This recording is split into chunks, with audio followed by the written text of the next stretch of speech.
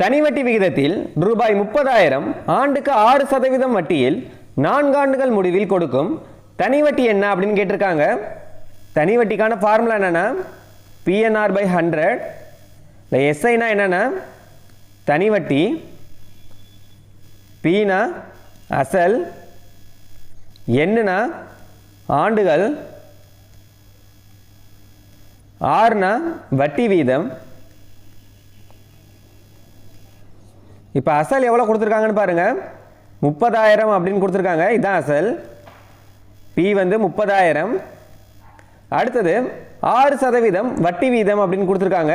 இந்த சதவீதத்தில் கொடுத்தாலே அது வந்து 6 தான். 6 வந்து 6. அடுத்தது 4 ஆண்டுகள் அப்படின்னு கொடுத்துருக்காங்க. எண் வந்து 4.